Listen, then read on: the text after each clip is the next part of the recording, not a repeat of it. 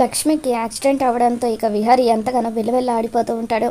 ఇక అలా రక్తపు మడుగులో ఉన్న లక్ష్మిని విహారీ హాస్పిటల్కి తీసుకురావడంతో ఐసీయూలో లక్ష్మికి ట్రీట్మెంట్ జరుగుతూ ఉంటుంది. మరోపక్క విహారీ ద్వారా లక్ష్మికి యాక్సిడెంట్ అయిందన్న విషయం తెలుసుకున్న యమున, సహస్ర, పద్మాక్షి వీళ్ళందరూ కూడా బయలుదేరి హాస్పిటల్కి వస్తూ ఉంటారు. ఇక విహారీ హాస్పిటల్లో ఉన్న దేవుడి దగ్గరికి వెళ్ళి దండం పెట్టుకుంటూ, స్వామి, కనక మహాలక్ష్మికి నేను పెళ్లి చేసుకున్న దగ్గర నుండి కష్టాలు ఇచ్చావు. అటువంటప్పుడు ఎందుకు మరి మా బంధాన్ని నువ్వు ముడివేశావు?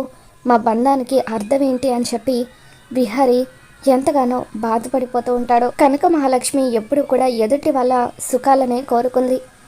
ఎదుటి వాళ్ళు సుఖంగా ఉండడం కోసం తన కష్టాలను అనుభవించింది. అటువంటి కనక మహాలక్ష్మికి ఇటువంటి పరిస్థితి తీసుకురావడానికి నీకు మనసు ఎలా కలిగిందని చెప్పి విహారీ ఎంతగానో బాధపడిపోతూ ఉంటాడు. నా కనక మహాలక్ష్మి ఇప్పుడు చావు బతుకుల మధ్య కొట్టుమిట్టాడుతుంది. పొరపాటున కనక మహాలక్ష్మికి ఏమైనా అయిందంటే నేను అస్సలు ఊరుకోను. అయినా అసలు నీకు మనసు అనేది ఉంటే నా కనకానికి ఇటువంటి పరిస్థితి తీసుకొచ్చేవాడివే కాదు. తనని నేను బతికించుకుంటాను అని చెప్పి విహారీ ఎంతగానో ఏడుస్తూ ఉంటాడు.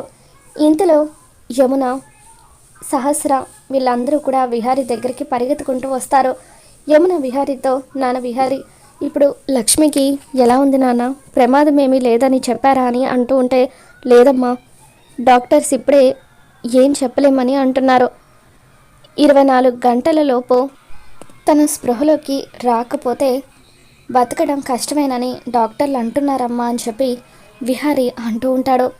ఇక దాంతో యమున ఎంతగానో బాధపడిపోతూ ఉంటుంది. అయ్యో దేవుడా, ఎందుకయ్యా లక్ష్మికి ఇంత కష్టాన్ని ఇచ్చావో? పాపం తనెప్పుడు కూడా ఎదుటి వాళ్ళ మంచి గురించి ఆలోచిస్తుంది. ఎదుటి వాళ్ళకు సహాయం చేయాలనుకుంటుంది. తన మెడలో ఎవరో ఒక అతను తాళి కట్టాడు. ఆ తాళి కట్టిన భర్త తనని మోసం చేసినా కూడా అతన్ని ఆరాధిస్తూ మరొక పెళ్లి చేసుకోనంటూ ఒంటరిగా బతుకుతుంది. అటువంటి లక్ష్మికి ఎందుకయ్యా ఇంత పెద్ద కష్టాన్ని ఇచ్చావు? ఎలాగైనా సరే తనని కాపాడాల్సిన బాధ్యత నీదే అని చెప్పి యమున దేవుణ్ణి వేడుకుంటూ ఉంటుంది. మరోపక్క సహస్ర విహారీతో, బావా, లక్ష్మి ఒక పని మనిషి కోసం నువ్వు ఇంతలా బాధపడడం ఏమీ బాగోలేదు అని సహస్ర అంటూ ఉంటే, అప్పుడు విహారీ సహస్ర మీద మండిపడుతూ, ఏంటి సహస్ర, నువ్వు ఒక మనిషి ప్రాణం గురించి అంత చీప్గా మాట్లాడతావా? పని మనిషి అయితే ఏంటి, తను కూడా మనిషే కదా. ఎదుటి వాళ్ళ మంచి నువ్వు కోరుకోకపోయినా పర్వాలేదు, కానీ వాళ్ళకు చెడు జరగాలని మాత్రం కోరుకోవద్దు. ఇప్పటి వరకు నీ మీద నాకు ఒకలాంటి గౌరవం ఉండేది. ఇలా మాట్లాడి దిగజారిపోయి ఆ గౌరవాన్ని పోగొట్టుకోవద్దు అని చెప్పి విహారీ సహస్రకి వార్నింగ్ ఇస్తూ ఉంటాడు. ఇక దాంతో విహారీ మాటలకు సహస్ర ఎంతగానో బాధపడిపోతూ ఉంటుంది. ఒక పని మనిషి కోసం బావ నా మీద మండిపడడం ఏంటి? అసలు ఈ లక్ష్మి ఎప్పుడైతే ఈ ఇంటికి వచ్చిందో అప్పటి నుండే బావకి నాకు మధ్య మనస్పర్ధలు మొదలయ్యాయి. బావ నన్ను దూరం పెడుతున్నాడు అని చెప్పి సహస్ర ఎంతగానో బాధపడిపోతూ ఉంటుంది. తర్వాత అంబిక సహస్రని మరింత రెచ్చగొడుతూ, నువ్వు విహారీని గమనించావా సహస్ర? లక్ష్మికి ఐసీయూ లోపల ట్రీట్మెంట్ జరుగుతున్నప్పటి నుండి తను కనీసం 2 నిమిషాలు కూడా కూర్చోలేదు. ఆ ఐసీయూ రూమ్ దగ్గర నుండి 2 నిమిషాలు కూడా పక్కకి వెళ్ళలేదు. చూస్తుంటే విహారీకి లక్ష్మి మీద అభిమానం మామూలుగా లేదు కదా అని చెప్పి అంబిక అంటూ ఉంటే, అవును పిన్ని, నువ్వు అన్నది నిజమే. ఒకవేళ ఆ లక్ష్మి ప్లేస్లో నేనున్నా కూడా భావన గురించి ఇంతలా ఆలోచించేవాడో లేదో అని చెప్పి సహస్ర అంటూ ఉంటుంది. ఈ యమున కూడా తక్కువదేమీ కాదు. ముక్కు మొహం తెలియని దానికోసం అన్ని పూజలేంటి అని చెప్పి పద్మాక్షి అంటూ ఉంటుంది. ఈ తల్లి కొడుకులు ఇద్దరూ కలిసి లక్ష్మిని బతికించేలాగా ఉన్నారు. ఎంత సీరియస్ కండిషన్లో ఉన్నా వీళ్ళ పూజలకు అదెందుకు చేస్తుంది? అది బతికి మనల్ని సాధిస్తుంది అని చెప్పి అంబిక అంటూ ఉంటే, అప్పుడు పద్మాక్షి, అది చావకపోతే ఏంటి, మనమే దాన్ని చంపేద్దాం అని అంటూ ఉంటుంది. అక్క, ఏంటక్క నువ్వు అనేది అని చెప్పి అంబిక అంటూ ఉంటే, అవును, ఆ లక్ష్మి బతికుండడం వల్ల నా కూతురికి నా మేనల్లుడికి మధ్య ప్రాబ్లమ్స్ వస్తూనే ఉన్నాయి. సహస్రకి విహారీకి మధ్య ఆ లక్ష్మి అడ్డుగా ఉండకూడదంటే దాన్ని ఈ హాస్పిటల్లోనే లేపేయాలి. ఎలాగూ అది బతకడం కష్టమని డాక్టర్లు చెప్పారు కాబట్టి యాక్సిడెంట్ వల్లే గాయాలయ్యి అది చనిపోయిందని అందరూ అనుకుంటారు. మన మీద ఎవరికి డౌట్ రాదు అని చెప్పి పద్మాక్షి అంటూ ఉంటుంది. ఇక దాంతో అంబిక ఈ ప్లాన్ ఏదో బాగానే ఉంది, కానీ హాస్పిటల్లో ఆ లక్ష్మిని ఎవరు చంపుతారు అని చెప్పి అందరి వైపు చూస్తూ ఉంటే అప్పుడు సహస్ర కంగారు పడిపోతూ ఈ ప్లాన్ ఏమీ బాగోలేదు, అయినా ఇప్పటికే బావకు నా మీద పీకల వరకు కోపం ఉంది. ఇప్పుడు పొరపాటున ఆ లక్ష్మికి ఏదైనా జరిగితే అందులో నాకు కూడా బాగా ఉందని బావకి తెలిస్తే బావ ఇక ఈ జన్మలో నన్ను క్షమించడు, నన్ను ఎప్పటికీ పెళ్లి చేసుకోడు. కాబట్టి దయచేసి ఈ ఆలోచన మానుకోండి. ఎలా జరగాలని రాసిపెట్టుంటే అలాగే జరుగుతుంది. ఒకవేళ ఆ లక్ష్మి బతికితే బావకు మళ్ళీ దగ్గర అవ్వాలని చూస్తే అప్పుడు ఏం చేయాలో నేను ఈసారి అదే చేస్తాను అని చెప్పి సహస్ర అంటూ ఉంటుంది. నువ్వు చూస్తూ ఉండు సహస్ర, కానీ నాకు అలా చూసే ఓపిక లేదు. ఆ లక్ష్మి నా విషయంలో కూడా ప్రతిసారి అడ్డొస్తూనే ఉంది. దానివల్ల సుభాష్ జైలు పాలయ్యాడు. ఎట్టి పరిస్థితుల్లోనూ అది బతికుండడానికి వీల్లేదు. ఈరోజే దాని చావుకి ముహూర్తం పెడతానని చెప్పి అంబిక మనసులో అనుకొని ఇక ఎవరూ లేనప్పుడు లక్ష్మి గదికి ఒంటరిగా వెళ్ళి సెలైన్లో ఇంజెక్షన్ ఎక్కిస్తూ ఉంటుంది. ఇక ఇంతలో విహారీ లక్ష్మికి ఎలా ఉందా అని చెప్పి ఐసీయూ రూమ్ వైపు చూసేసరికి మారు వేషంలో మాస్క్ పెట్టుకొని అక్కడికి వచ్చిన అంబిక సెలైన్లో ఏదో ఇంజెక్షన్ ఇస్తూ ఉంటుంది.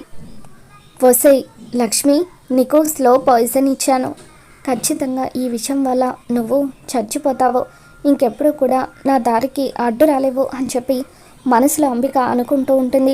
ఇక దూరం నుండి ఇదంతా చూస్తున్న విహారీ ఇదేంటి, ఇందాక డాక్టర్ ఆల్రెడీ వచ్చి చెక్ చేసి బయటకు వెళ్తున్నానని చెప్పారు కదా, మళ్ళీ ఎవరు లక్ష్మి దగ్గరికి వచ్చిందని చెప్పి అలా విహారీ అక్కడికి వచ్చేసరికి అంబిక అనుమానాస్పదంగా అనిపిస్తుంది.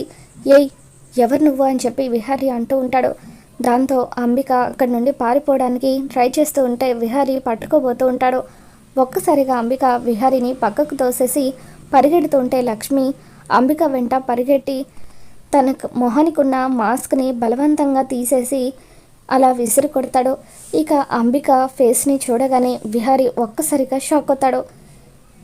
ఏంటి అత్త, నువ్వా? అసలైనా లక్ష్మి రూమ్లో నువ్వేం చేస్తున్నావు? తన సెలైన్లో ఏమి ఇంజెక్షన్ ఇచ్చావు అని చెప్పి అలా మండిపడుతూ ఉంటే నేనేమిచ్చాను విహారీ, ఏమి ఇవ్వలేదు అని చెప్పి అంబిక అంటూ ఉంటుంది.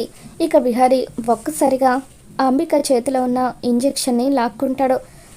దాని మీద స్లో పాయిజన్ అని రాసి ఉండడంతో ఇక లక్ష్మికి స్లో పాయిజన్ ఇచ్చి అంబిక చంపాలని చూస్తుందని తెలుసుకున్న విహారీ ఒక్కసారిగా అంబిక చెంప పగలగొడతాడు.